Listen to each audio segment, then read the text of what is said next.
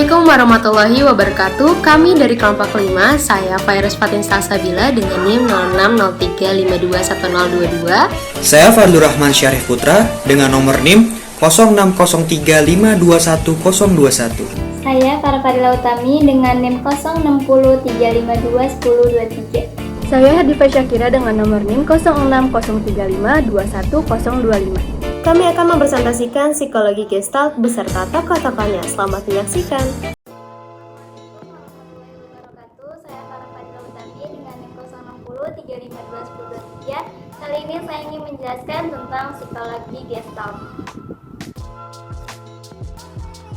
Gestalt adalah sebuah teori yang menjelaskan tentang proses persepsi melalui pengorganisasian komponen-komponen sensasi yang memiliki hubungan, pola, ataupun kemiripan menjadi kesatuan.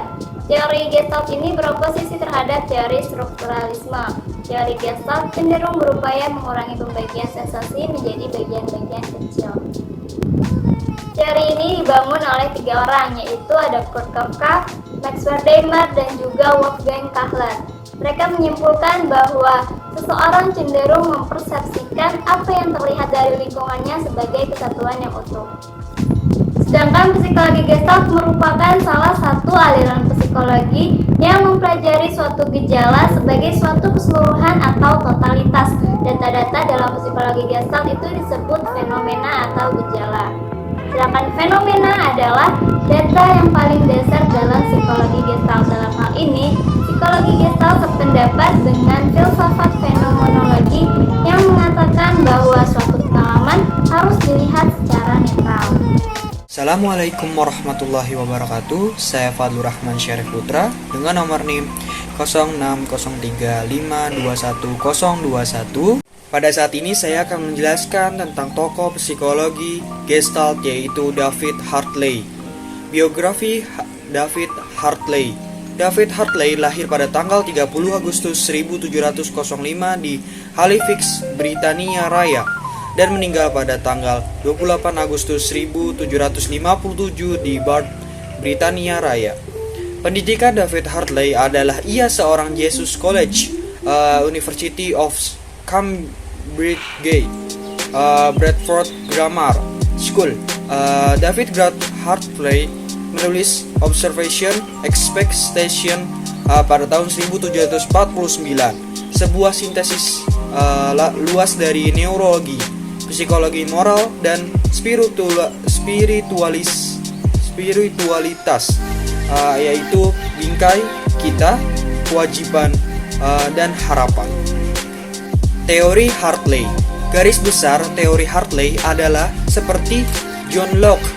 Dia menegaskan bahwa sebelum sensasi, pikiran manusia adalah batu tulis kosong. Dengan pertumbuhan dari sensasi-sensasi sederhana, kondisi-kondisi kesadaran yang tampak paling jauh dari sensasi akan muncul.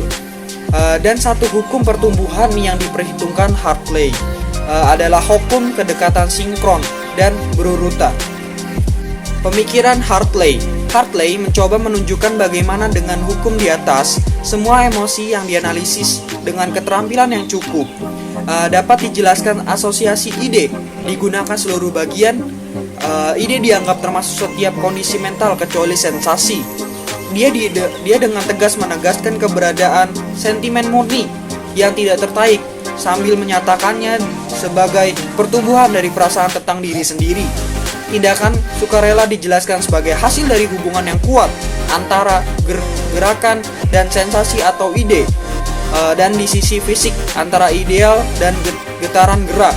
Oleh karena itu, dalam kontroversi free will, Hartley menggantikannya sebagai determinis. Ya, berikut di atas adalah sumber-sumber yang saya dapatkan untuk mencari referensi atau biografi tentang David Hartley. Ya, mungkin itu saja yang bisa saya sampaikan. Lebih kurangnya mohon maaf. Assalamualaikum warahmatullahi wabarakatuh. Terima kasih. Assalamualaikum warahmatullahi wabarakatuh.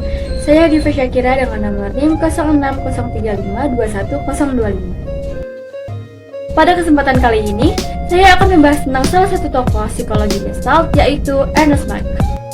Ernest Walfrid Joseph Franz Mach, atau yang lebih dikenal dengan Ernest Mach, lahir pada tanggal 8 Februari 1838 di Austria dan meninggal dunia pada tanggal 19 Februari 1916 di Jerman. Ia adalah seorang profesor, fisikawan, dan filsuf Austria. Pada tahun 1895, Ernest Mach diterima sebagai salah satu mahasiswa di Universitas Vienna. Selama masa perkuliahannya, ia mempelajari banyak hal yang berkaitan dengan matematika, fisika, filsafat, serta sejarah. Hingga akhirnya, pada tahun 1860, ia menerima gelar doktor fisika. Pada tahun 1864, ia memilih untuk bekerja sebagai profesor matematika di Universitas Graz. Berkat kepandaiannya, karirnya semakin lama semakin meningkat. Karena itu, pada tahun 1866, Ernest Mach ditunjuk sebagai profesor fisika di universitas yang sama. Kepentingan Mach sudah mulai beralih ke psikologi dan fisiologi dari sensasi, meskipun ia mengidentifikasi bahwa dirinya sebagai seorang fisikawan dan untuk melakukan penelitian fisik sepanjang karirnya. Dan yang selanjutnya ada pemikiran Mach.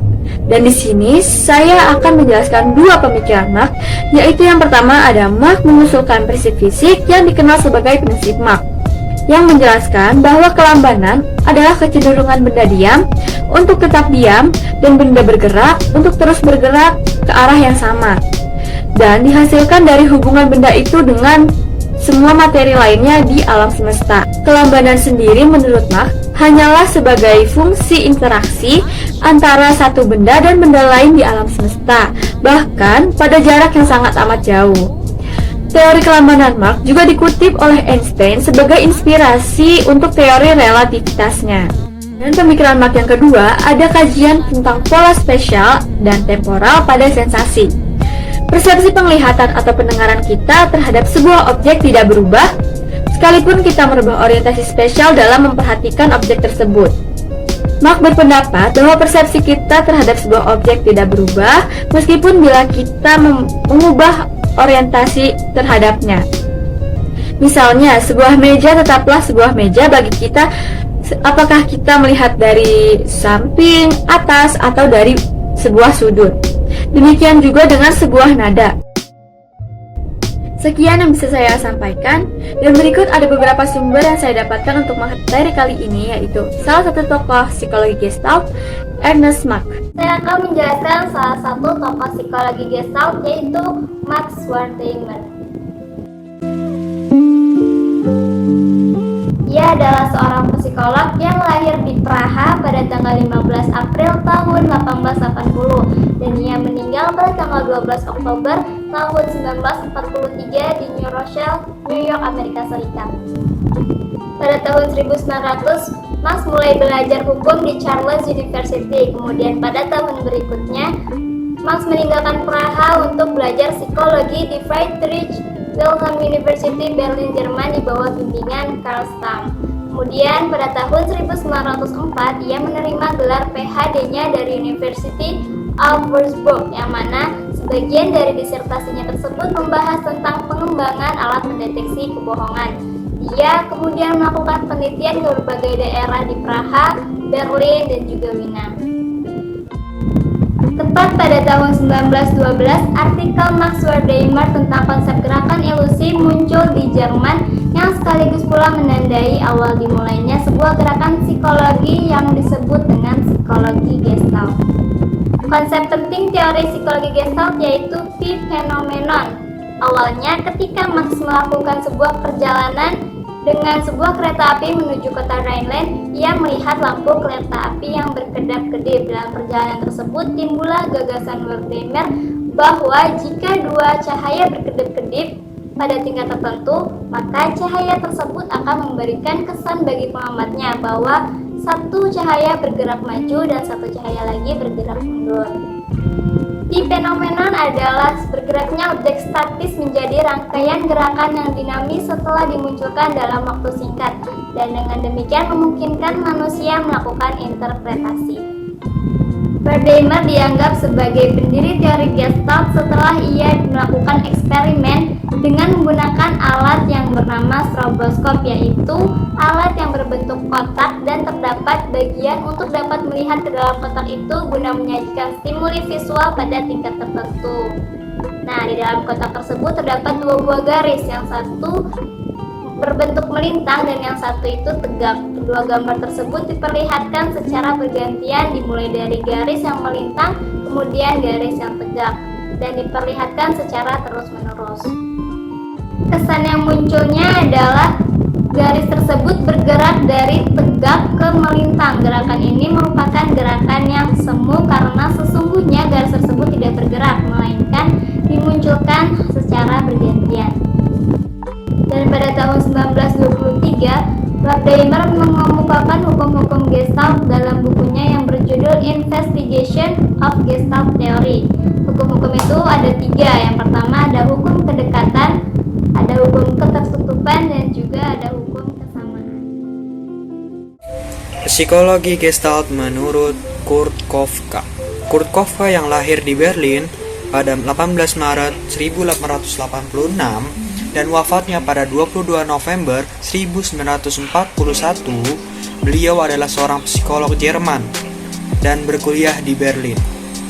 Koffka membantu membawa ide-ide Gestalt ke bidang akademik di negara itu.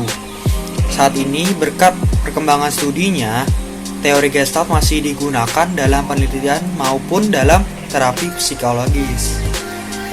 Kurt Koffka, dia adalah salah satu psikolog pendiri sekolah Gestalt.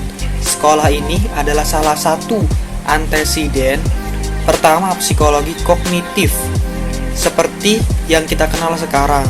Itu adalah salah satu sekolah paling berpengaruh dalam sejarah disiplin ini. Bersama Max Wertheimer dan Wolfgang Kohler, Kurt Koffka membantu memperjelas cara manusia memandang dunia. Saat ini, berkat perkembangan studinya, teori Gestalt masih digunakan dalam penelitian maupun dalam terapi psikologis. Hubungan Kurt Koffka dengan psikologi. Kurt Koffka juga pernah menangani pasien dengan gangguan otak dan juga penyakit yang bernama apasia, yaitu penyakit gangguan komunikasi pada manusia. Itu juga sangat berpengaruh Kurt Koffka dengan psikologi. Berikut di atas adalah sumber yang saya dapatkan untuk mencari informasi atau referensi tentang Kurt Koffka. Ya, sekian yang bisa saya sampaikan, lebih kurangnya mohon maaf. Assalamualaikum warahmatullahi wabarakatuh. Terima kasih. Fairez Fatin Salsabila dengan NIM 0603521022. Hari ini saya akan mempresentasikan salah satu tokoh psikologi Gestalt, yaitu Wolfgang Kohler. Wolfgang Kohler yaitu seorang psikolog asal Jerman yang lahir 21 Januari 1887 di kota Tallinn yang berada di Estonia. Jadi Tallinn ini sekarang berganti nama menjadi Reval dan kota ini menjadi salah satu kota tertua di Eropa Utara. Selain itu, ternyata Kohler itu berasal dari Jerman. Dan kemudian Kohler wafat pada 11 Juni 1967 di New Hampshire di Amerika. Sekitar di tahun 1910 dan 1913, Kohler bekerja di Institut Psikologi di Frankfurt sebagai asisten profesor. Di sana, ia berpartisipasi dalam eksperimen terkenal gerakan Max Wertheimer bersama dengan Kurt Koffka. Setelah ia dan Kurt Koffka bergabung dalam percobaan oleh Max, akhirnya mereka bertiga mendirikan sebuah sekolah yang disebut School of Gestalt berdasarkan dari hasil penelitian itu. Nah, dari situlah mereka terus menyelidiki topik-topik seperti persepsi dan mempromosikan pemikiran baru mereka. Beberapa kontribusinya yang terpenting adalah teorinya tentang belajar berdasarkan dengan simpanse dan bukunya Psikologi Gestalt yang terbit di tahun 1929. Selanjutnya, mari kita bahas pemikiran Kohler melalui eksperimen-eksperimennya. Nah, dalam penelitiannya ini, ia menemukan bahwa simpanse mampu menemukan metode baru untuk menyelesaikan kesulitan tanpa harus melakukan proses coba-coba seperti yang diyakini sebelumnya. Nah, berikut akan saya tampilkan 4 eksperimen Kohler pada simpanse.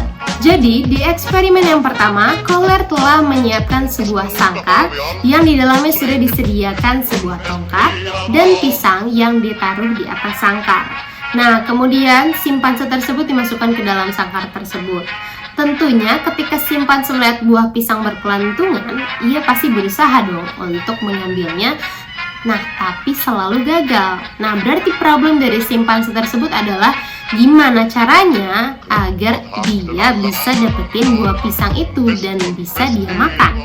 Nah, karena tadi di dekatnya sudah ada tongkat, nah simpanse akhirnya meraih pisang tersebut harus dengan tongkat. Selanjutnya di eksperimen yang kedua. Di eksperimen kedua ini masalah yang dihadapi simpansenya masih sama, yaitu gimana caranya ngambil buah pisang. Nah, kalau tadi di eksperimen pertama di dalam sangkarnya itu disediakan sebuah tongkat, kalau di eksperimen yang kedua di dalam sangkarnya diberi 2 tongkat. Nah, karena pisang diletakkan semakin jauh, simpanse terus mengalami kegagalan karena ngambil pisangnya itu cuma dengan 1 tongkat aja. Tiba-tiba muncullah insight atau pemahaman pada diri simpanse bahwa untuk ngambil pisang itu dia harus nyambung kedua tongkat yang ada di dalam sangkar. Ternyata setelah simpanse melakukan hal tersebut, ia berhasil mengambil buah pisang. Eksperimen ketiga. Di eksperimen ketiga ini barang-barang yang digunakan masih sama. Ada sangkar, ada buah pisang, tapi yang bedainnya adalah di eksperimen ini dalam sangkarnya diberi sebuah kotak yang kuat untuk dinaiki sama simpanse. Seperti biasa di awal simpanse itu mengalami kegagalan ketika dia mau ngambil si pisangnya itu. Kemudian simpanse melihat sebuah kotak yang ada di sangkarnya dan kemudian muncullah insight atau pemahaman lagi pada simpanse bahwa dia harus mengambil kotak tersebut yang ditaruh di bawah pisang untuk dia naikin agar dia bisa untuk meraih pisang tersebut. Dan akhirnya simpanse pun berhasil. Selanjutnya kita masuk ke eksperimen yang terakhir, yaitu eksperimen keempat. Di eksperimen ini masih sama dengan eksperimen ketiga, namun buah pisangnya ditaruh lebih tinggi lagi dan di dalam sangkarnya diberi 2 buah kotak. Awalnya simpanse hanya menggunakan 1 kotak aja nih untuk ngambil si pisangnya dan seperti biasa berakhir gagal. Nah, ketika simpanse melihat ada 1 kotak lagi di dalam sangkarnya, ia mencoba menghubungkan kotak-kotak tersebut. Nah, dari pemahamannya itu, simpanse menyusun kotak-kotak tersebut, kemudian ia berdiri di atas susunan kotaknya itu. Nah, simpanse berhasil meraih pisang yang ada di atas sangkar. Selain itu, Kohler juga melakukan penelitian perbandingan pada ayam dan simpanse. Jadi terlihat seperti pada gambar di kiri atas, terlihat bahwa ayam tidak langsung menuju pada makanan di balik pagar kawat itu.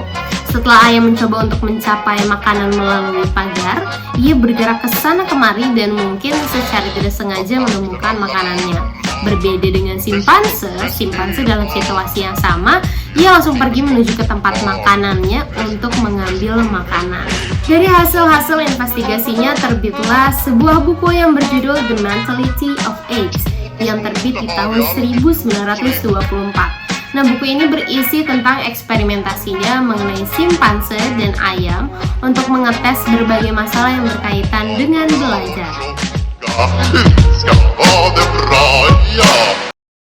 Kali ini saya akan menjelaskan tokoh psikologi Gestalt yaitu Kurt Lewin. Kurt Lewin merupakan seorang psikolog Jerman Amerika yang dianggap sebagai salah satu pionir modern di bidang psikologi sosial, psikologi organisasi, dan psikologi terapan di Amerika Serikat. Bahkan Lewin dianggap sebagai bapak psikologi sosial.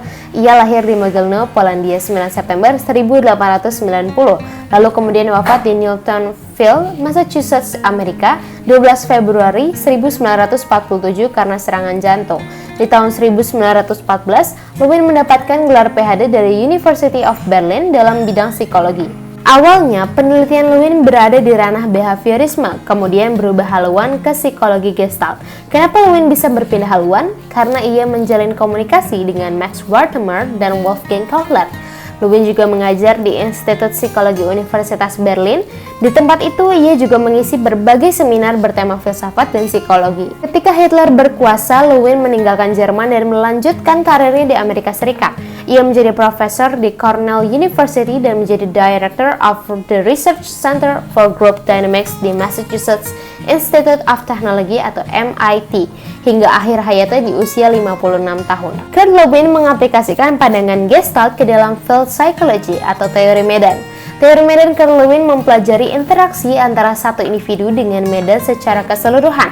Pemikiran ini diterapkan dengan menggunakan paham Gestalt. Teori ini menggagas bahwa perilaku seseorang dipengaruhi oleh lingkungan sekitarnya atau termasuk interaksi dengan orang lain dan apa yang terjadi di dalam dirinya seperti imajinasi dan pengetahuan. Menurut teori ini, hidup seseorang terdiri dari ruang-ruang pengalaman yang berbeda-beda. Konsep utama Lewin adalah life space, yaitu lapangan psikologis tempat individu berada dan bergerak. Lapangan psikologis ini terdiri dari fakta dan objek psikologis yang bermakna dan menentukan perilaku individu. Mula-mula Lewin tertarik pada paham Gestalt, tetapi kemudian ia mengkritik teori Gestalt karena dianggapnya tidak adekuat. Lewin kurang setuju dengan pendekatan Aristotelian yang mementingkan struktur dan isi gejala kejiwaan. Ia lebih cenderung ke arah pendekatan yang Galilean, yaitu yang mementingkan fungsi kejiwaan. Salah satu teori Lewin yang bersifat praktis adalah teori tentang konflik. Akibat adanya faktor-faktor yang saling bertentangan dan tarik-menarik, maka seseorang dalam suatu lapangan psikologis tertentu dapat mengalami konflik atau pertentangan batin yang jika tidak segera diselesaikan dapat mengakibatkan frustasi dan ketidakseimbangan. Berdasarkan faktor yang saling bertentangan itu, Lewin membagi konflik ke dalam 3 jenis. Yang pertama, konflik mendekat-mendekat atau approach-approach conflict. Konflik ini terjadi jika seseorang menghadapi dua objek yang sama-sama bernilai positif. Yang kedua, konflik menjauh-menjauh atau avoidance conflict. Konflik ini terjadi kalau seseorang berhadapan dengan dua objek yang sama-sama memiliki nilai negatif, tetapi ia tidak dapat menghindari kedua objek tersebut sekaligus. Yang ketiga, konflik mendekat-menjauh atau approach avoidance conflict. Konflik ini terjadi jika ada satu objek yang memiliki nilai positif dan nilai negatif sekaligus. Tokoh selanjutnya yaitu Fritz Heider. Ia lahir pada tanggal 19 Februari tahun 1896. Ia adalah seorang ahli psikologi yang berasal dari Austria yang kerjanya berkaitan dengan Gestalt sekolah. Ia dibesarkan di Graz oleh keluarganya yang seorang Yahudi. Pada usianya yang ke-24 tahun, ia mendapatkan gelar PhD-nya dari University of Graz. Kemudian pada tahun 1927, dia menerima jawatan di Universitas Hamburg. Kemudian pada tahun 1930, Heider ditawarkan kesempatan untuk melakukan penelitian di Sekolah Clark untuk orang peka Northampton, Massachusetts, yang dikaitkan dengan College Smith juga di Northampton. Prospek ini sangat menarik baginya karena Kurt Koepka, salah seorang penggagas sekolah psikologi Gestalt, memegang jawatan di Smith College ini. Pada tahun 1948, Heider direkrut ke University Kansas oleh ahli psikologi sosial yaitu Roger Barker, dan dia tinggal di Kansas ini untuk sepanjang hidupnya. Kemudian pada tahun 1958, di University of Kansas, Heider menerbitkan karyanya yang paling terkenal, yang tetap dianggap menjadi sumbangannya yang paling penting dalam bidang psikologi sosial, yaitu Psychology of Interpersonal Relation, yang mana menjelaskan gagasannya tentang teori atribusi. Secara sederhana, teori atribusi ini merupakan teori berusaha untuk menerangkan perilaku yang ada pada seseorang. Melalui teori ini, kita akan mempelajari proses ketika seseorang menginterpretasikan peristiwa, alasan, atau sebab dari perilaku yang dilakukan. Teori atribusi ini menjelaskan bahwa perilaku seseorang akan ditentukan oleh kombinasi antara kekuatan internal, yaitu faktor-faktor yang berasal dari diri seseorang, dan kekuatan eksternal, yaitu faktor-faktor yang berasal dari luar diri seseorang. Pada dasarnya, teori atribusi ini menyatakan bahwa bila seseorang mengamati perilaku orang lain, mereka mencoba untuk menentukan apakah perilaku itu ditimbulkan secara internal atau eksternal.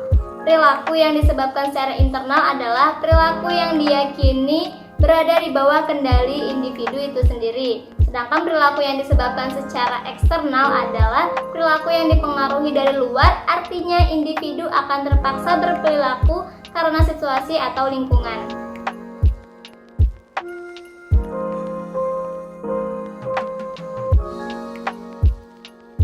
Kemudian yang kedua yaitu konsensus. Ini adalah jika semua orang mempunyai kesamaan pandangan dalam merespon perilaku seseorang dalam situasi yang sama. Apabila konsensusnya tinggi, maka termasuk atribusi eksternal. Sebaliknya, jika konsensusnya rendah, maka ini termasuk ke dalam atribusi internal. Kemudian yang terakhir ada konsistensi. Ini adalah jika seseorang menilai perilaku-perilaku orang lain dengan respon sama dari waktu ke waktu. Semakin konsisten perilaku itu, orang akan menghubungkan hal tersebut dengan sebab-sebab internal dan sebaliknya. Dan tokoh yang selanjutnya ada Wolfgang Metziger. Metziger adalah salah satu tokoh penerus psikologi Gestalt, lahir di Heidelberg, Jerman pada tanggal 22 Juli 1899 dan meninggal pada tanggal 20 Desember 1979. Ia merupakan tokoh psikologi Gestalt yang sangat penting di Jerman, terutama setelah migrasinya dari Wertheimer ke Amerika Serikat. Perhatian Metziger bukan saja pada tema-tema yang berhubungan dengan persepsi, tetapi juga mengenai penglihatan, ingatan, kehendak, kepribadian, hubungan sosial, psikologi pendidikan, dan juga perkembangan. Metziger dikenal dengan eksperimennya mengenai efek Ganzfeld, yaitu deprivasi persepsi yang muncul akibat pada stimulus homogeni dan tidak terstruktur.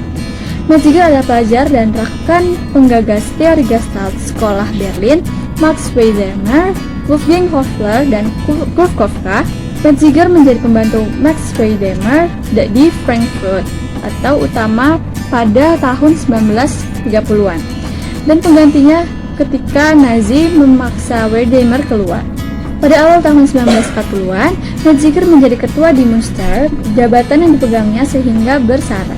Dan untuk pemikiran dari Wolfgang Metziger, dalam bukunya yang berjudul Laws of Seeing, Metziger melengkapkan koleksi fenomena dari persepsi sehari-hari dan seni rupa, selalu berusaha untuk mencari ilustrasi yang lebih menarik untuk sudut pandang Gestalt.